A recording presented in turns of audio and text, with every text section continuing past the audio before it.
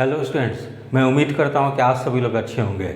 केंद्रीय चयन पर्षद यानी CSBC के द्वारा बिहार पुलिस में भर्ती के लिए 2023 में विज्ञापन जारी कर दी गई है, ठीक है, जिसमें उम्र सीमा में छूट मिलेगी या नहीं, इसको लेकर अभ्यर्थियों में एक बहुत बड़ी चिंता के विषय है, क्योंकि इस परीक्षा की जो विज्ञापन निकाली गई है उसमें उम्र सीमा 1/8/2022 निर्धारित की गई है, ठीक है।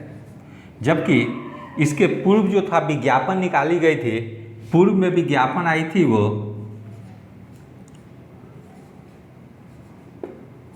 पूर्व में विज्ञापन जो आई थी वो आई थी 2019 में, ठीक है। पूर्व में विज्ञापन जो आई थी वर्ष 2019 में आई थी, जिसमें उम्र की गणना 1/8/2019 से की गई थी, ठीक है। उसके बाद 2023 में जो विज्ञापन आई है उसमें उम्र की गणना 1/8/2022 से की गई है। अतः जो स्टूडेंट्स वर्ष 2020 और वर्ष 2021 में जो स्टूडेंट्स एलिजिबल थे, वे लोग अब 2022 में 2023 में विज्ञापन निकालने के कारण और उम्र सीमा 1/8/2022 से मांगने के कारण ये 2 वर्ष के जो कैंडिडेट जो कि एलिजिबल थे वो अभी नॉट एलिजिबल हो गए हैं, ठीक है।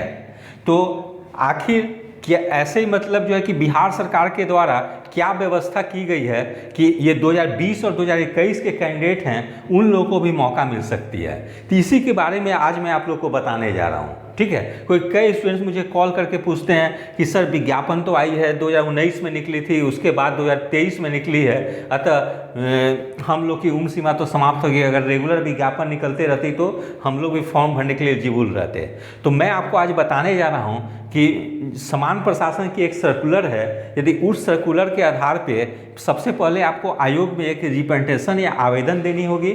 आयोग में मतलब यानी केंद्रीय चयन परिषद में और पुलिस मुख्यालय में 2 जगह सबसे पहले आपको आवेदन देनी होगी। उसके बाद अगर आयोग या केंद्रीय चयन परिषद और बिहार पुलिस मुख्यालय अगर कार्रवाई नहीं करती है, तब आप पटना हाई कोर्ट में केस दायर कर सकते हैं और उस आधार पे आप लोग को निश्चित रूप से मिल जाएगी एग्ज़ाम में अपीयर होने का। और उम्र की गणना जो होगी 2020 से होगी, ठीक है। तब कट ऑफ डेट उम्र की गणना जो है अभी 2022 है, वो कट ऑफ डेट 2020 हो जाएगी, ठीक है। यद्यपि आयोग को स्वतः ही उम्र की गणना 2020 से करनी चाहिए थे, लेकिन यहाँ पे आयोग ने थोड़ी सी गलती कर दी है और उम्र की गणना 2022 से की है, 1/8/2022 से, ठीक है।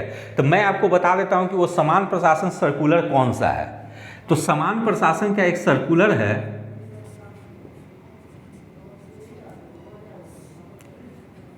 ठीक है, यहाँ देखेंगे समान प्रशासन का सर्कुलर है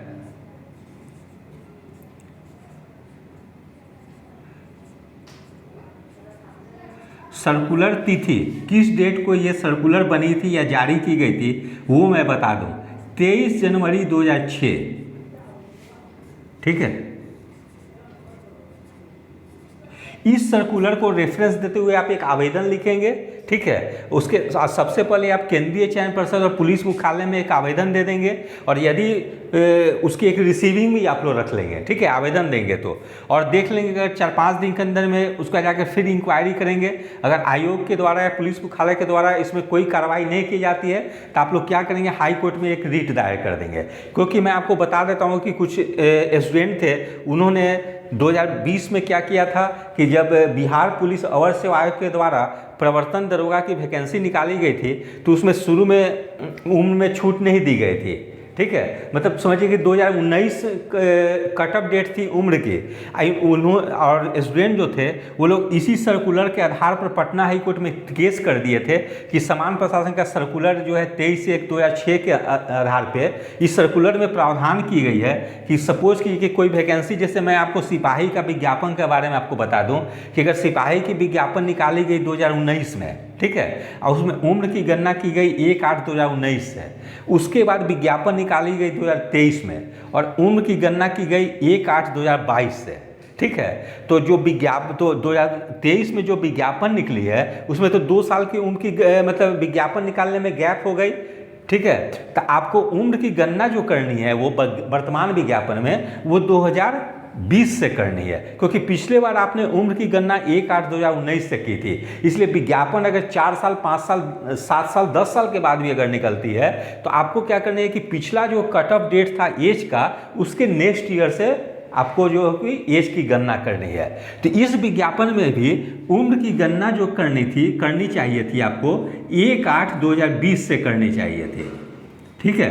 लेकिन यहाँ पे आयोग ने गलती की है और उसने उम्र की गणना 1/8/2022 से कर दी है, ठीक है। इसीलिए आप लोग क्या करेंगे कि एक निश्चित रूप से सबसे पहले एक आवेदन दे दें केंद्रीय चयन पर्षद और पुलिस मुख्यालय में। यदि फिर भी वहाँ सुनवाई नहीं होती है तो मैं कहूँगा कि कुछ लड़के मिलकर एक अच्छे वकील से बात कर ले और उनको सारी स्थिति बताएं। और ये जो समान प्रशासन का सर्कुलर जो है आप अगर बिहार गवर्नमेंट के समान प्रशासन के साइट पर जाते हैं तो वहाँ भी मिल जाएगी, या कोई भी जो सर्विस मैटर के वकील हैं जो कि सर्विस मैटर का केस लड़ते हैं उनके पास भी ये सर्कुलर होगी, ठीक है। तो वहाँ से भी आप इजीली मतलब जो है कि प्राप्त कर सकते हैं। और इस सर्कुलर का हवाला देखिए 23/1/2006 का आप जो है कि एज में बेनिफिट ले सकते हैं, क्योंकि इस सर्कुलर के आधार पे चाहे विज्ञापन बिहार लोक सेवा आयोग के द्वारा भी कई प्रतियोगी परीक्षाओं में उम्र में छूट दी गई है, या बिहार कर्मचारी चयन आयोग के द्वारा जो ऐसे अभी 3rd ग्रेजुएट लेवल का निकाली गई थी उसमें भी उम्र की गणना 2015 से की गई थी। इसलिए की गई कि विज्ञापन तो निकाली गई थी सचिवालय सहायक की या 3rd CGL की 2022 में,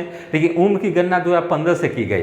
तो इस सर्कुलर के आधार पर ही 2015 से की गई थी, ठीक है। इसी तरह से बिहार पुलिस अवर सेवा आयोग के द्वारा जो मैं प्रवर्तन दरोगा का एग्जाम्पल दे रहा हूँ उसकी विज्ञापन निकाली गई थी 2019 में, ठीक है। लेकिन उसमें जब लड़के लोग हाई कोर्ट गए थे तो 2019 से घटा के उम्र सीमा को 2006 कर दिए। मतलब समझिए कि लगभग 13-14 साल बैक चली गई आयोग, ठीक है। तो इस सर्कुलर के आधार पे ही आयोग को मजबूरन देनी पड़ी एज में छूट।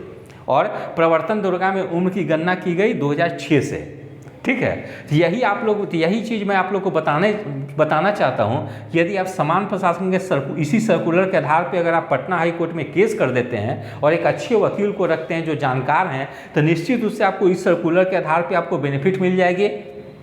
और अभी जो सिपाही की जो वैकेंसी आई है उसमें निश्चित रूप से उम्र की गणना 1/8/2020 से होगी, ठीक है। इससे कई अभ्यर्थियों को राहत मिल जाएगी। जो स्टूडेंट की 2020 में एज समाप्त हो गई थी 2 साल वाले स्टूडेंट्स को जो है कि राहत मिल जाएगी।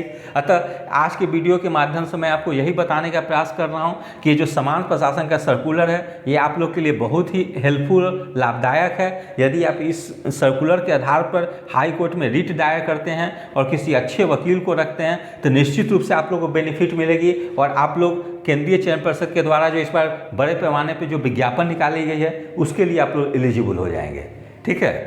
तो निश्चित अगर आप लोग को और किसी तरह की हेल्प चाहिए तो आप लोग कमेंट बॉक्स में लिखें, मैं आप लोग को हर तरह से हेल्प करूंगा। और अगर वकील का नाम भी अगर सजेशन चाहिए कि कौन से वकील बेस्ट होंगे सर्विस मैटर का तो वो भी मैं आपको बताऊँगा, ठीक है। तो मैं आपके कमेंट का इंतजार करूंगा कि आप लोग का कैसी रेस्पॉन्स आती है। तो यदि आप सभी लोग को मेरा चैनल अच्छा लगा हो इसे लाइक और सब्सक्राइब करें। धन्यवाद, टेक केयर।